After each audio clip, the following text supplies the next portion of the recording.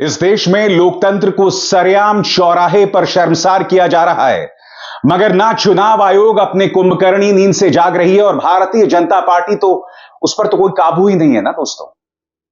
बिहार से जो खबर आ रही है वो बहुत शॉकिंग है। वो खबर क्या है कुछ देर बाद, मगर उससे पहले कुछ चीजें मैं आपको दिखाना चाहता हूं। प्रज्वल रमन्ना, जिस पर आरोप है सैकड़ों औरतों के साथ दुष्कर्म करने का, जैसे कि आप जानते हैं दोस्तों, यह आदमी जो है वो डिप्लोमैटिक पासपोर्ट पर भागा और अब तक प्रधानमंत्री नरेंद्र मोदी इस पर खामोश हैं। इसके पिता को कांग्रेस की एसआईटी ने गिरफ्तार किया है। प्रधानमंत्री अब तक खामोश हैं। भारतीय जनता पार्टी इन चुनावों में खुलकर मुसलमानों को गाली दे रहा है, मुसलमानों के खिलाफ भीड़ खड़ी कर रहा है, मगर चुनाव आयोग पूरी तरह से खामोश है। उसकी भी चर्चा होगी, वो वीडियो में आपको दिखाऊंगा जो बहुत शॉकिंग है दोस्तों। मगर उससे पहले बिहार की चर्चा हो जाए दोस्तों। बिहार के अंदर 3 अपराधियों को, जिनमें से 2 को पैरोल पर रिहा किया गया है और 1 के लिए राह आसान कर दी गई है। 3, और ये 3 कौन कौन है? अनंत सिंह, आनंद मोहन सिंह और राज बल्लभ यादव। अब आप कहेंगे इनके साथ क्या किया है माननीय सुशासन बाबू यानी कि नीतीश कुमार ने? तो सबसे पहले मैं बात करना चाहूंगा अनंत सिंह की।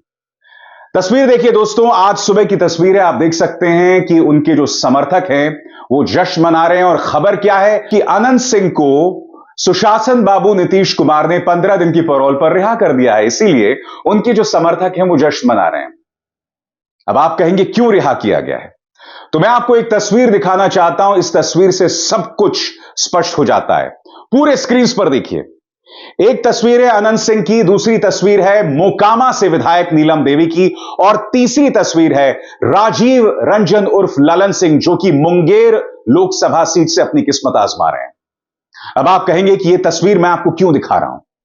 यह तस्वीर मैं आपको इसलिए दिखा रहा हूं दोस्तों, याद कीजिए दोस्तों, जब नीतीश कुमार के खिलाफ अविश्वास प्रस्ताव आया था तब नीलम देवी, जो आरजेडी में हुआ करती थी, वहां से एमएलए थी, उन्होंने पलटी मार ली थी और वो भाजपा के पास आके बैठ गई थी। ये नीलम देवी जो हैं वो अनंत सिंह की पत्नी है जो जेल में बंद है। खबर क्या मैं आपको बताता हूं दोस्तों। राजीव रंजन उर्फ ललन सिंह का मुंगेर में चुनाव फंसा हुआ है। अब तक आपने ऐसे ढेरों वीडियोस देखे होंगे जहां ललन सिंह जो हैं वो गांव जा रहे हैं और गांव वाले कह रहे हैं हमारे बीच मत आइए, निकल जाइए यहां से, आपने हमारा कोई काम नहीं किया। हर तरफ जलील हो रहे हैं राजीव रंजन उर्फ ललन सिंह, यानी कि उनका चुनाव बुरी तरह से फंसा हुआ है। अब याद कीजिए दोस्तों, कुछ दिनों पहले यानी कि अविश्वास प्रस्ताव के दौरान नीलम देवी जी पलटी मारती हैं और भाजपा के खेमे में शामिल हो जाती हैं और अब 15 दिन के लिए अनंत सिंह को पैरोल पर रिहा किया गया है ताकि वो मुंगेर लोकसभा के चुनाव प्रचार में मदद कर सकें ललन सिंह की। अब कहानी आपको समझ आई? याद कीजिए दोस्तों, जब अविश्वास प्रस्ताव हो रहा था तब तेजस्वी ने कहा था कि नीलम जी वहां चली गई हैं, मैं उनकी मजबूरी समझता हूं। किस तरह से तंज कसा था उस वक्त तेजस्वी ने, आइए सुनते हैं। नीलम जी, आप महिला हैं, हम आपके निर्णय का स्वागत करते हैं। बात बने ना बने बाद में हमको जरूर याद कीजिएगा। तेजस्वी भी जानते थे कि नीलम जी क्यों पलटी मार के भाजपा के खेमे में जाकर बैठ गई हैं, क्योंकि इसी तरह से चुनावों के दौरान उनके पति को रिहा कर दिया जाता पैरोल पर और फिर वो मुंगेर लोकसभा सीट में ललन सिंह की मदद करते। यह बहुत सुना सुना लगता है ना, क्योंकि राज्य में यही काम नीतीश कुमार कर रहे हैं और केंद्र में काम कौन कर रहा है? राम रहीम। इस व्यक्ति को 1 दर्जन बार अब तक पैरोल पर रिहा कर दिया गया। यह व्यक्ति एक बलात्कारी हत्यारा है, मगर भाजपा, इसके कोई परवाह नहीं है भाजपा को इस बात की। उन्होंने इस व्यक्ति को पैरोल पर रिहा किया, बार बार किया। नतीजा यह हुआ दोस्तों कि अदालत को दखल देना पड़ा, अदालत को कहना पड़ा कि आपने क्या मजाक बना दिया है, आगे से आप इस व्यक्ति को रिहा करेंगे तो पहले हमसे इजाजत लेंगे। जिन औरतों के साथ इसने जुर्म किया था उनके साथ कितनी बड़ी नाइंसाफी है, मगर बार बार इसे पैरोल पर रिहा किया गया। इससे पता चलता है कि बेटी बचाओ और बेटी पढ़ाओ को लेकर प्रधानमंत्री नरेंद्र मोदी किस कदर संजीदा हैं। अब इस चेहरे पर गौर कीजिए। वापस बिहार पर आते हैं। राज बल्लभ यादव, आप जानते हैं राजवल्लभ यादव कौन है? ये आरजेडी के नेता हुआ करते थे और इन पर आरोप लगा अपने ही घर में एक नाबालिग के साथ दुष्कर्म करने का। इनको जेल हो गई। आरजेडी ने इन्हें पार्टी से निकाल दिया। अभी कुछ ही दिनों पहले क्या हुआ दोस्तों, जब आरजेडी टिकट बांट रही थी तो विनोद यादव ने बगावत कर दी, क्योंकि विनोद यादव टिकट चाहते थे, उन्होंने बगावत कर दी। अब विनोद यादव निर्दलीय के तौर पर चुनाव लड़ेंगे। अब आप कहेंगे कि मैं राजवल्लभ यादव की बात क्यों कर रहा हूं, तो ध्यान से सुनिएगा दोस्तों। जैसे ही चुनाव होता है ना, तो तमाम जो अपराधी होते हैं उनको पटना से भागलपुर जेल भेजा जाता है, मगर राजवल्लभ यादव को, जैसा कि मेरे पत्रकार मित्र बता रहे हैं पटना में, उन्हें भागलपुर से पटना लाया गया है, ऐसा मेरे सूत्र बता रहे हैं। क्यों? ताकि पटना से आसानी से वो अपने भाई की मदद कर सकें। इन्हें पैरोल पर रिहा नहीं किया गया है दोस्तों, मगर इन्हें इनकी राह आसान की गई है, इन्हें भागलपुर से पटना लाया गया। मैं आपसे पूछना चाहता हूं क्यों? क्या वजह है, क्यों ऐसा किया गया है? क्या सुशासन बाबू के पास इस बात का कोई तर्क है, जिस तरह से इनकी राह आसान की गई है और इन्हें पटना लाया गया है? यह तो दूसरा नाम हो गया। अब आनंद मोहन सिंह, याद कीजिए, कुछ महीनों पहले इन्हें पैरोल पर रिहा कर दिया गया था। याद कीजिएगा, इसी मंच पर मैंने उसकी आलोचना की थी। अब शिवहर से इनकी पत्नी लवली आनंद अपनी किस्मत आजमा रही हैं लोकसभा में, और आनंद मोहन सिंह को तो पहले ही पैरोल पर रिहा कर दिया गया था। जी कृष्णैया 90 के दशक में एक ईमानदार ब्यूरोक्रेट की हत्या का आरोप था और उसी में वो सजा काट रहे हैं। 3 चेहरे मैं आपको दिखा चुका हूं, आनंद मोहन सिंह, अनंत सिंह और राजवल्लभ यादव। सुशासन बाबू के पास इस बात का क्या जवाब है, मैं समझना चाहता हूं। राज्य स्तर पर नीतीश कुमार ऐसा कर रहे हैं और केंद्र में एक बार फिर इन चेहरों पर गौर कीजिए। बृजभूषण शरण सिंह, दिल्ली पुलिस की चार्जशीट, कोई एक्शन नहीं, उनके बेटे करण को टिकट दे दिया गया है लोकसभा की सीट का। राम रहीम, बार बार इस व्यक्ति को पैरोल पर रिहा किया जाता है, क्यों?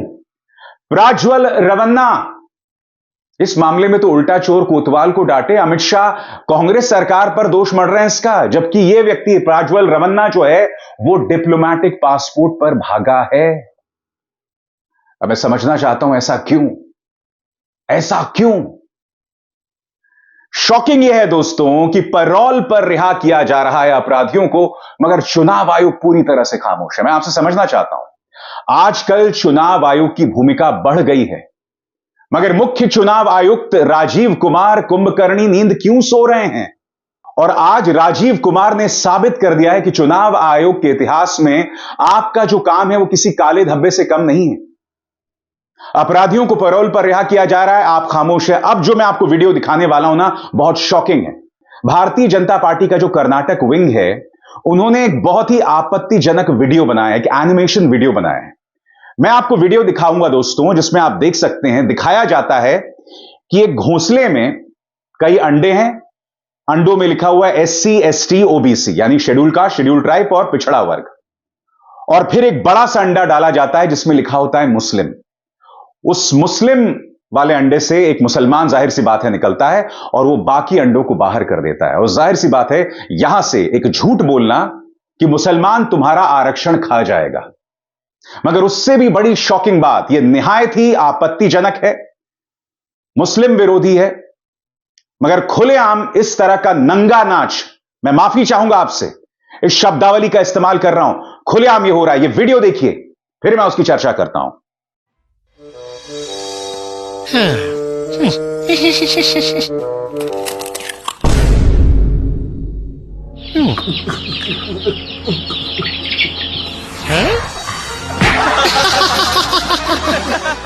राजीव कुमार जी, आपको शर्म नहीं आती?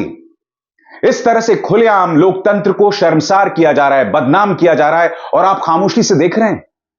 आपकी एक जिम्मेदारी है बतौर मुख्य चुनाव आयुक्त, आप उस जिम्मेदारी को क्यों नहीं निभा रहे हैं? चलिए मैं कुछ और आपसे पूछना चाहता हूं, इतिहास में आप कैसे याद किए जाएंगे बताइए? आपके बच्चे होंगे राजीव जी, मैं नहीं जानता हूं आपका परिवार और आपके परिवार में कौन कौन है, मगर मैं उम्मीद कर रहा हूं आपके बच्चे होंगे। इतिहास में आपको किस तरह से याद किया जाएगा?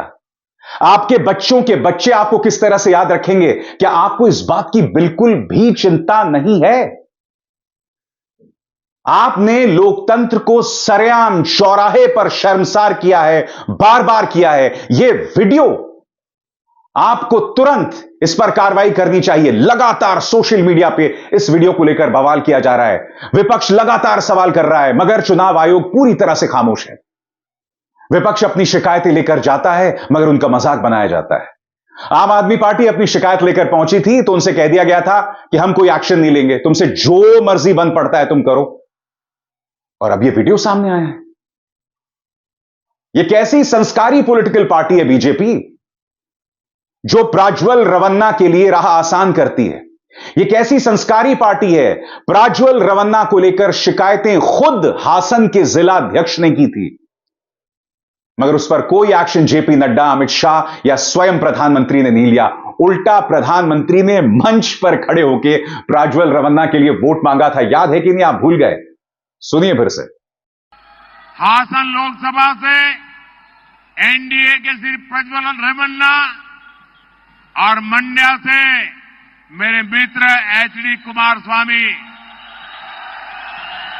आने वाली 26 अप्रैल को इनके लिए आपका हर वोट मोदी को मजबूती देगा, देश का भविष्य तय करेगा। अब बताइए, जब प्रधानमंत्री प्राज्वल रवन्ना के लिए इस तरह से वोट मांग रहे थे, तब क्या वो नहीं जानते थे इन वीडियोस के बारे में? आपको तो पल पल की जानकारी होती है ना, कौन क्या कर रहा है। और सबसे बड़ी बात, आपके जिला अध्यक्ष ने आपको बताया था, प्राज्वल रवन्ना के ड्राइवर ने आपके जिला अध्यक्ष को वीडियोस भेज दिए थे। प्रधानमंत्री आप क्यों खामोश हैं इस पर? उल्टा मुद्दों पर आएंगे नहीं, महंगाई बेरोजगारी पर चर्चा करेंगे नहीं, महिला सम्मान पर चर्चा करेंगे नहीं, इस तरह के जहरीले वीडियोस डाल दिए जाते हैं। और मैं जनता से पूछना चाहता हूं, क्या इन वीडियोस के आधार पर आप भाजपा के लिए वोट करेंगे? यह तो आपकी समझदारी, आपकी इंसानियत पर एक करारा तमाचा है, और भाजपा ऐसा बार बार कर रही है। और इस बात का जिक्र मैं बार बार अपने प्लेटफॉर्म्स पर कर रहा हूं। मैं फिर आपसे सवाल पूछना चाहता हूं, अगर कांग्रेस की किसी सरकार ने तेलंगाना में, अगर वहां के जो मुख्यमंत्री हैं उन्होंने इसी तरह से हिस्ट्री शीटर्स को, अपराधियों को पैरोल पर रिहा किया होता, तब क्या आप कल्पना कर सकते हैं क्या बवाल होता? बवाल से याद आया दोस्तों, याद है आपको संदेश खाली को लेकर कितना बवाल किया गया था?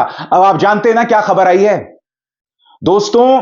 अब एक स्टिंग सामने आया है, यानी गुप्त कैमरे में रिकॉर्ड की गई बातचीत। उसमें स्थानीय भाजपा का नेता कह रहा है कि कोई दुष्कर्म नहीं हुआ था संदेश खाली में। वो ये भी कह रहा है कि हमने वहां की औरतों को ब्रेन वॉश किया था। हंस रहा है वो स्टिंग ऑपरेशन में। और यहां पर कटघरे में कोई और नहीं, शुवेंदु अधिकारी हैं। अब यह वीडियो भाजपा के गले की फांस बन गई है।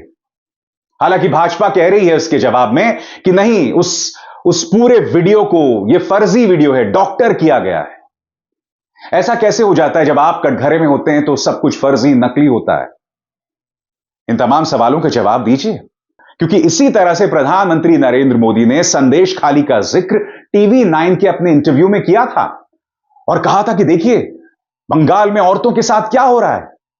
अब यह स्टिंग सामने आ गया है।